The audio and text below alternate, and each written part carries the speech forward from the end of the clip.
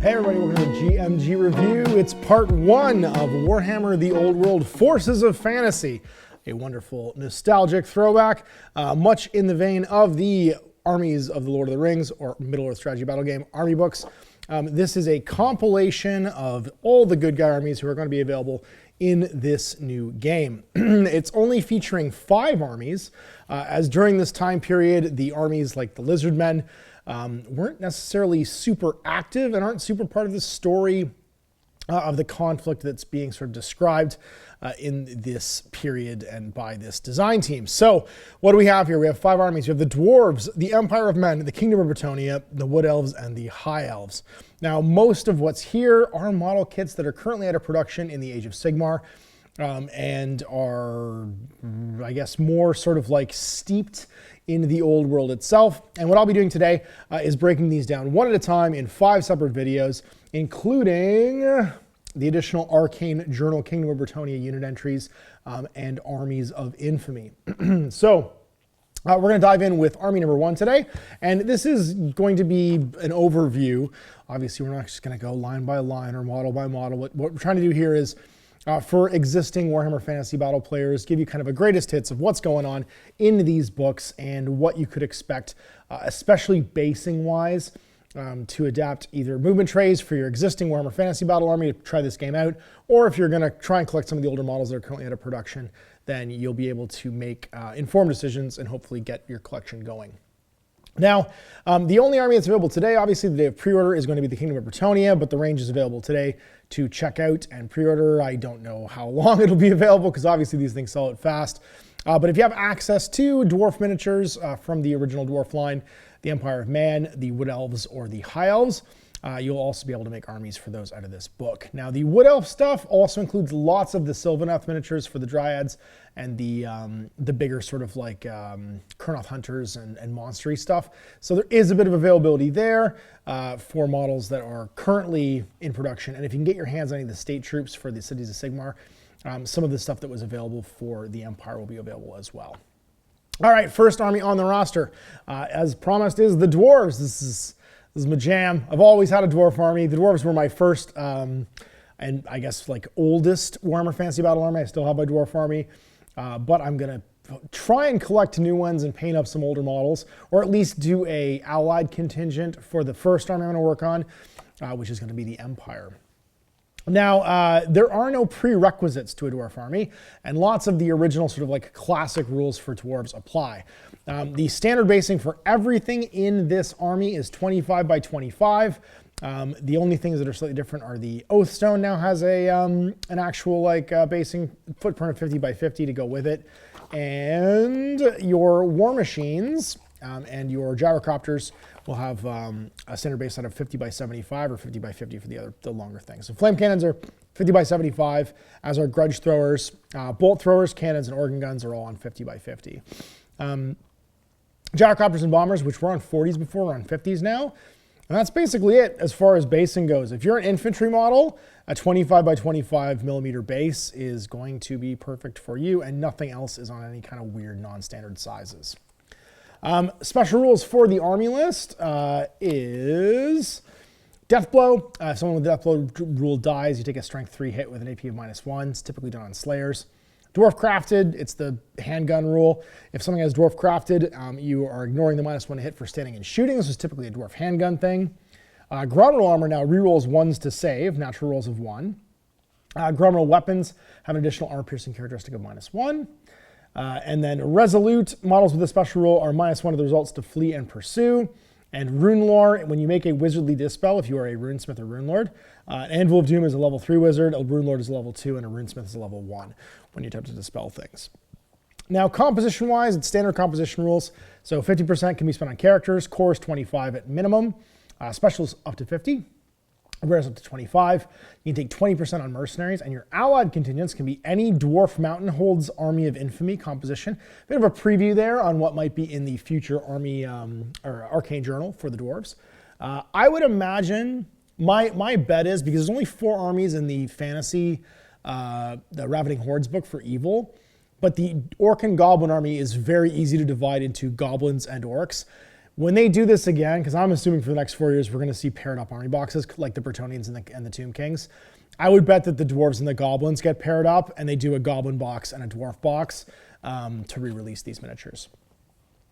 So for your characters, for the other allies, you can be full allies with Empires of Men, and the Kingdom of Bretonnia can be uneasy, and High Elves can be suspicious, which means they do damage if you fall back through them, and you cannot ally with Wood Elves at all. So for your characters, you can have 0 to 1 King, Anvil of Doom, or Rune Lord per 1,000 points. Any number of Thanes, Runesmiths, Demon Slayers, Dragon Slayers, and Dwarf Engineers. Core, you can have Dwarf Warriors, Quarrelers, and Thunderers. 0 to 1 unit of Rangers can be taken as a core choice. And if your general is a King, 0 to 1 unit of Longbeards can be taken as a core choice. For your special choices are Longbeards, Ironbreakers, Miners, Slayers, and Gyrocopters. 0 to 1 unit of Hammers per King or Thane, because you have your Bodyguard. 0 to 3 War Machines can be from the following per 1,000 points. You can have up to 0 to 3 Bolt Throwers, Grudge Throwers, or Cannons in any combination. And rare is Rangers, Iron Drakes, and Gyro Bombers. And 0 to 2 War Machines from the following list per 1,000 points. It's an Organ Gun or a Flame Cannon. So pretty standard, 25 extra points. You can make a Thane a BSB. All right, the Dwarf Lord. Man, I have so many Dwarf Lords. I think I still have some unpainted too. This is the classic Dwarf Lord stat line still. Hasn't changed at all. Movement 3, Weapon Skill 7, Bliss Skill 4, Strength 4, Toughness 5, 3 wounds, Initiative 4, 4 attacks, Leadership 10, 125 points. Thane's just -1 Weapon Skill and -1 Wound. Now, and -1 Leadership, sorry.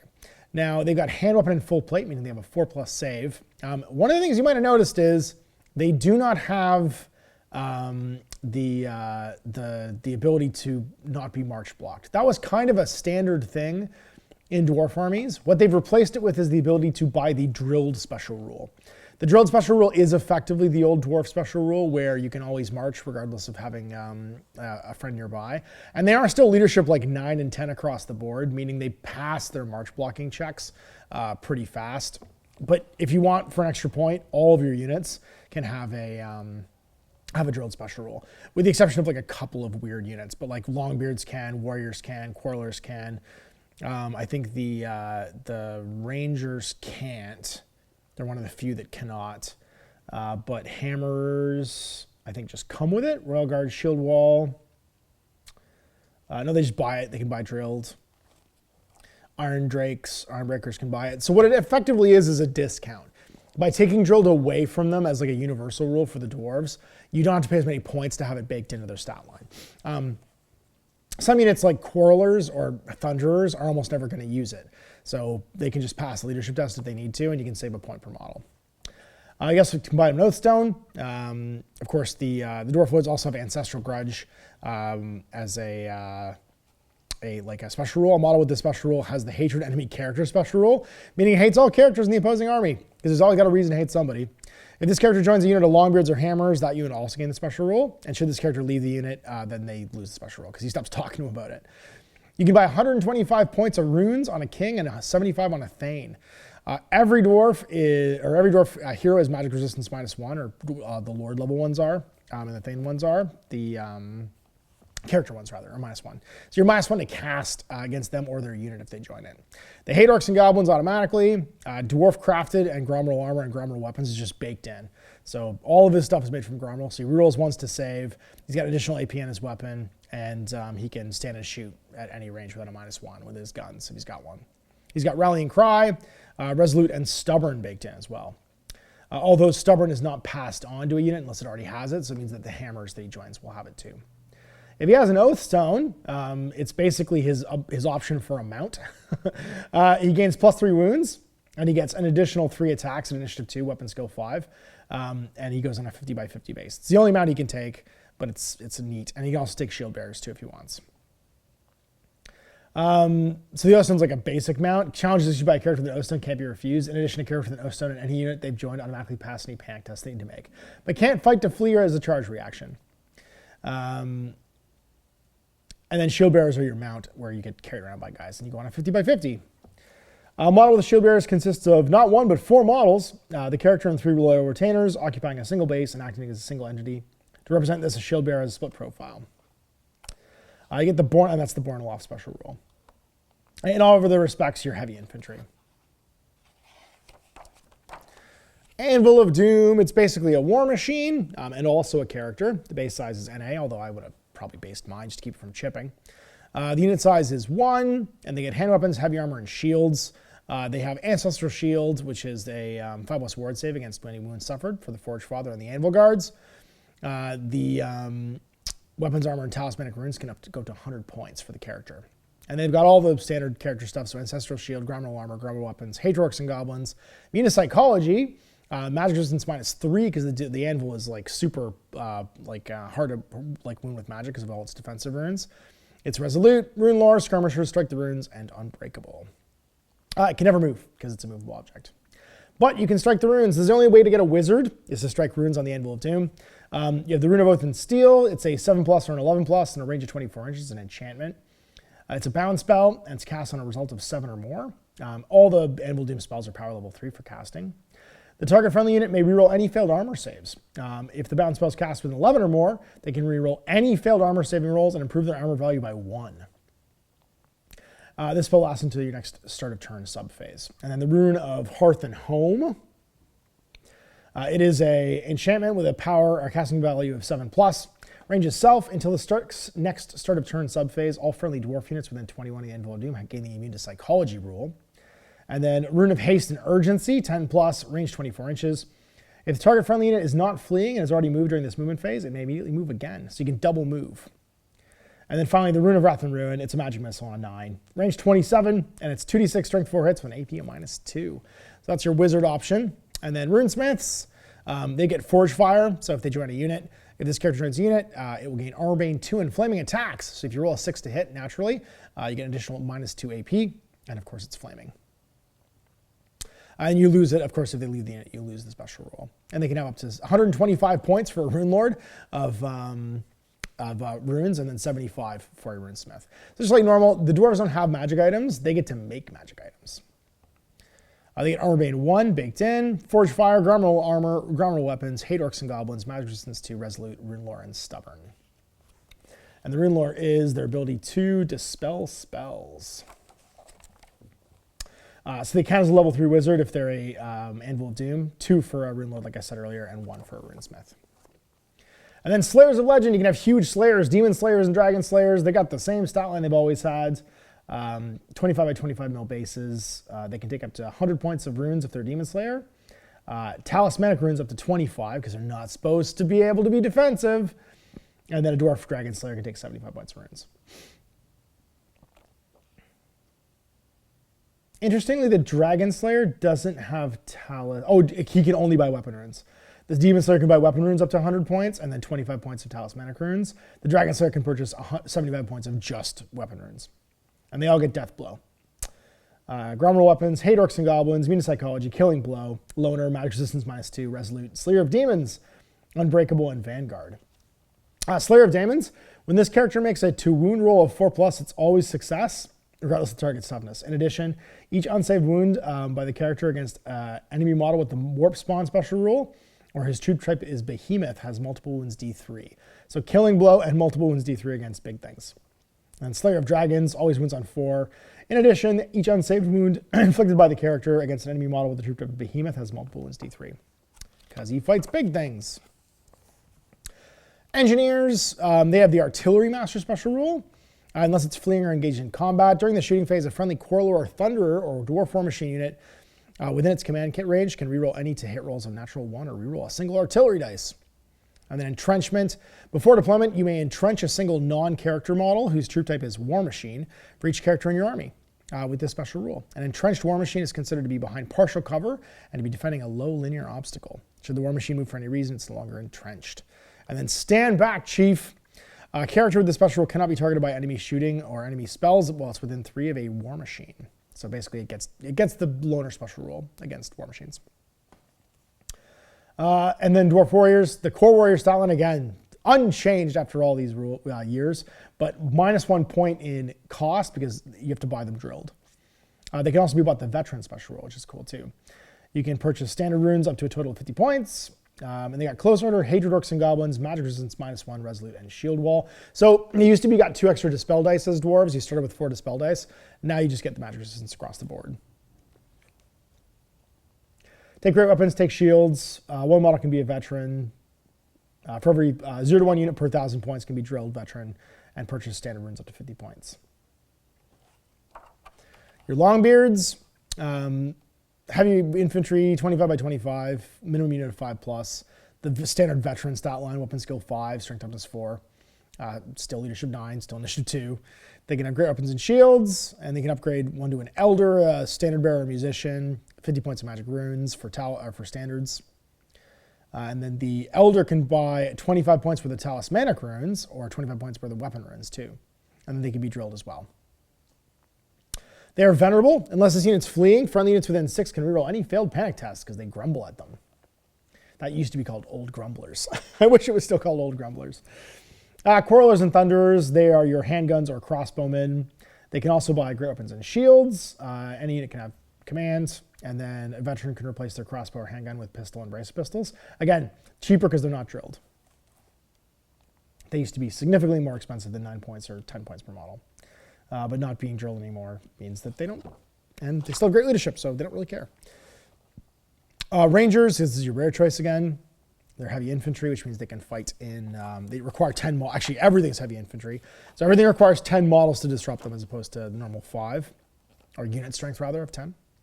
The entire unit can have great weapons and shields. They come with crossbows, heavy armor, and hand weapons. They can have throwing axes for free instead of crossbows, and they can take throwing axes on top of it for a point if they want.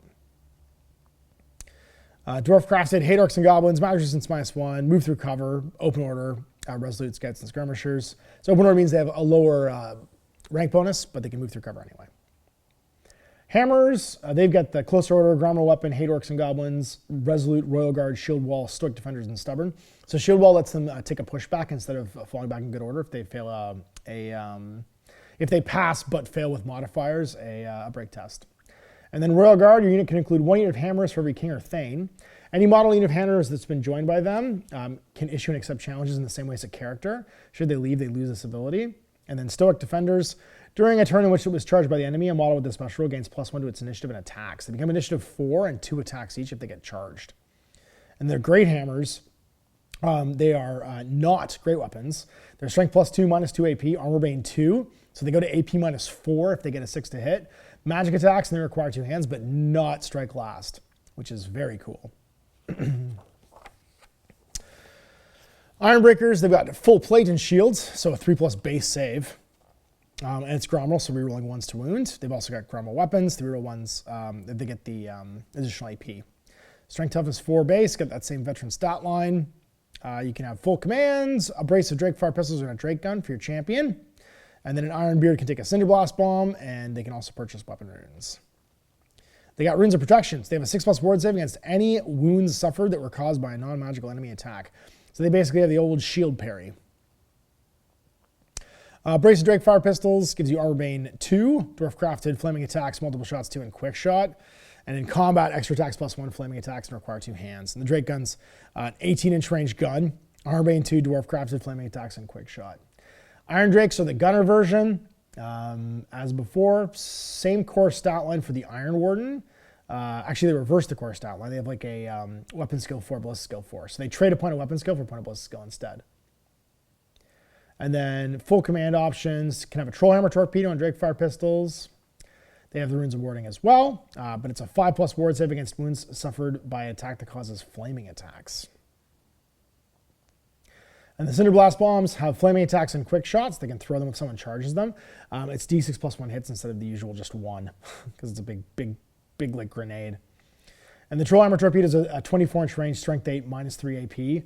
Dwarf crafted, flaming, and multiple wounds D3, so you can't regenerate against it. Good old Miners, great weapons and heavy armor. They still have the ability to buy close order with open order for free, and then have a veteran special rule for +1 point. And they get ambushers, which means they show up on other table edges, close order, hatred orcs and goblins, magic resistance 1, resolute, and vanguard. And then they can take a steam drill. It's got furious charge for +1 attack and strength on the charge. Requires 2 hands, strikes last, but it's got strength +3 and -3 AP. And blasting charges, which are a quick shot, flaming attack, armor bane that you can throw at people. and the entire unit can take them for 2 points per model. Then you get your Slayers, good old death blow, fight me! Any model with a special can issue and accept challenges in the same manner as a character. And then Slayer, when making a roll to wound, a roll of 4+ is always a success, regardless of toughness. They get Motley Crews. They can have different weapon options for the Giant Slayers, which are like any number of them can be Giant Slayers. So you can have tons of champions if you want. Gyrocopters. They are 1 to 6 unit now, and they're on a 50 by 50 mil base. So like I said earlier, bigger. And they can take brimstone guns or or clatter guns. They have dive bomb, fire and flee, fly 9 inches, hate orcs and goblins, impact hits D3, swift stride, and vanguard. And they can dive bomb once per game. A unit with a special rule can perform a dive bomb attack. Basically, move over a unit, and you can, once they've completed the move, the enemy unit takes D6 strength 3 hits for each model in the unit of gyrocopters that flew over them. Steam gun's a breath weapon. Brimstone gun's a multiple shots D3+1 with quick shot flaming attacks. The clatter gun is armor bane 1, which means again 6s critically cause extra AP. Strength 4 -1, multiple shots D6 and quick shot. So everything can fly, move, shoot, all that good stuff. The clatter gun's the one where you can still move and shoot even if you march. The other ones are just move and shoot weapons. Gyro bombers, they're the bigger version, so they've got an additional wound, although they're just as armored. They can take a brimstone gun or clatter gun. And then when they do their bombing runs, they can do them against a single enemy unit that's not engaged in combat every turn. On a 1, you take a wound because one of the bombs goes off in the bomb bay. On a 2, it's a dud. It just falls out and crushes a guy's skull and they take 1 wound. On a 3 to 4, it's a direct hit. A large cluster of bombs lands on target. Place a large 5-inch blast with a central hole over the enemy unit. Once placed, the template will scatter D6 inches. Any model whose base lies underneath the template's final position suffers risks being hit, so it's like a stone thrower. You have to roll for it. And they take a single strength 4 -1 AP hit. And then a 5/6, it's bombs away. A cluster of bombs is released, falling over a wide area. Place 2 small 3-inch blast templates so that their scatter hole is over the enemy unit, or the central hole, sorry, is over the enemy unit. Once placed, each template will scatter D6. Any model underneath, same thing, strength 4 -1 potentially. Bolt throwers, standard bolt throwers. They crew hates orcs and goblins, magic resistance, skirmishers, and stubborn. They have bolt thrower, hand weapon, and light armor, so like in the rulebook. And you take 100 points of engineering runes. All of these weapons can, because they're not experimental. The flame cannon and organ cannon, of course, cannot, because they're still experimental at this point. Grudge throwers are a stone thrower. Cannons are cannons. Organ guns are organ guns. Their equipment is an organ gun. And then finally, a flame cannon is a fire thrower as a special weapon from the rulebook. Creating runic items. This is exactly the same, although some of the details of the runes are slightly different as classic runes. So all the rules of the runes: rune of 3, no more than 3 different ones. Rune of form, no more than 1 of the same combination per army. Rule of pride, no more than 1 master rune per item. Rule of jealousy, so that's the rule of jealousy. Rule of pride is they can't be identical. And no item can have a rune not intended for that item. So you can't have a weapon rune on an engineering rune. And the rule of duplication, only runes marked with an asterisk can be taken more than once. Some runes are single use, and then you've got weapon runes. So like Master Rune of Smiting, you get multiple wounds D6. Master Rune of Scalp Blackhammer, it always wounds on 2+, regardless of toughness. Master Rune of Alaric the Mad, no armor saves, but you can still ward and regenerate. Dragon Slaying, if it's a behemoth, it always wounds on a 2. Master Rune of Flight, where you can throw it. It's 12-inch range, strength equals strength.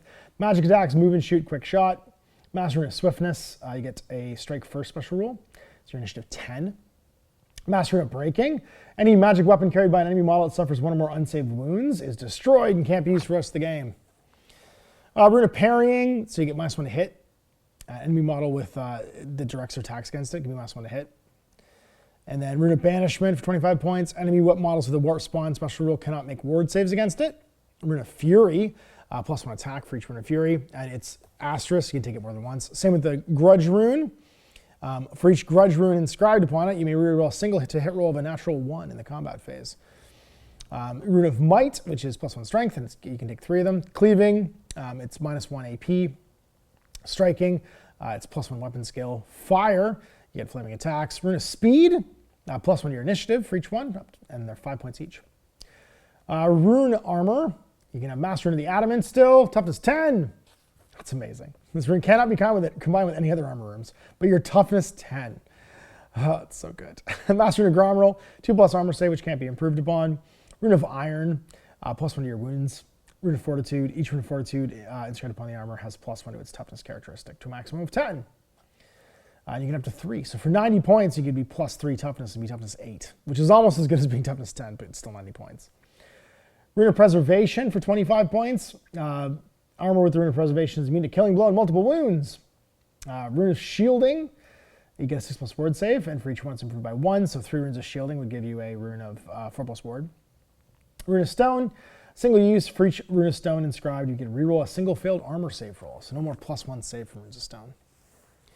Talismanic runes, the Master Rune of Calm for 50 points. You can cast the following bound spell. It's a Hex 8+11+. It has a power level of 2. If this bound spell is cast with a casting result of 8 or more, enemy wizards within 18 of the spell attempting to cast a spell must increase their casting value by 2. So like an 11+ would need a 13+.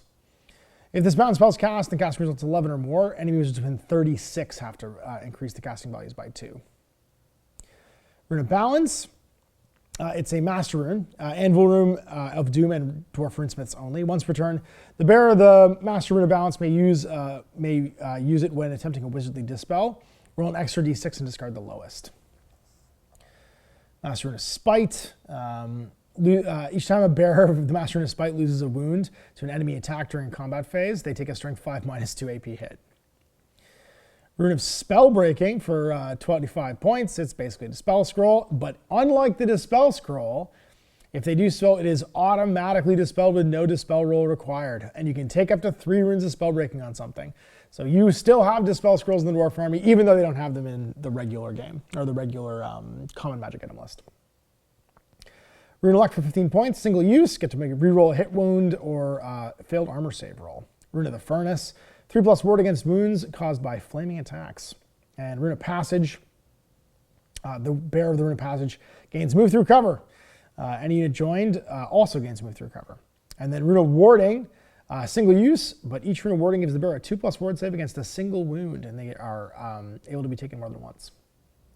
Standard runes, the Master Rune of Gromrel, you get a 5+ ward save against any wounds. In addition, while you're within 6 of the model carrying the standard, friendly units get 6+ ward save. Master Rune of Stromny Redbeard, when calculating its combat result, any friendly unit within the command range of a model carrying the standard inscribed with the Master Rune of Stromny Redbeard gets +1 to their combat results, so it's like a war banner for range. Master Rune of Hesitation, you have to make a leadership check to charge them.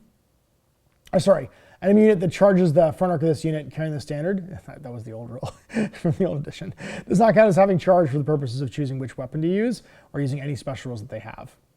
Master Rune of Confusion, enemy units that charge in the front arc make a disordered charge.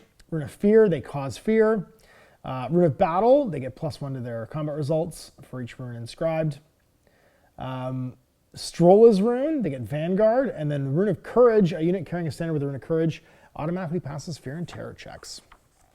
And then finally, your Engineering runes. You can have the Master Rune of Immolation, cannon only, single use. If a cannon inscribed with the Master Rune of Immolation loses its last wound to an enemy attack during the combat phase, it may explode by its crew.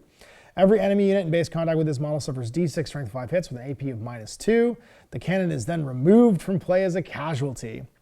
The Master Rune of Disguise, 25 points. You're considered to be in full cover. Rune of Skewering for bolt throwers only. A bolt thrower inscribed with this rune has a +1 to its strength characteristic. In addition, no armor save is permitted against wound caused by a bolt thrower inscribed with the Rune of Scarying. But you get ward regeneration. Rune of Forging, single use. A war machine can reroll the artillery dice, single misfire. And it's 15 points now, but it's not all the time, it's only once. Rune of Burning, war machine inscribed with the Rune of Burning gains slamming attacks. Rune of Reloading, a war machine inscribed with the Rune of Reloading can shoot every turn, even if it misfired and malfunctioned during its previous turn. And the Stalwart Rune, when calculating its combat result, a war machine inscribed with the Stalwart Rune gains a +1 combat result point. For 5 points. And that's it. That's the dwarves. Man, you're my boys. I'm so excited. I want to paint a new dwarf army. I could just put them on movement trays. I'd rather just paint a new one. I love the miniatures so much. I just got to find them. And to start off with, what I'll probably end up doing is just making an alloy detachment for my for my Empire. Because I have a huge box of metal Slayers and all the Slayer characters. Maybe that's what I'll do. I'll do some mercenary Slayers to hang out with my my Empire. No magic to go through because there's no magic for these guys. That's it. That's the Dwarves.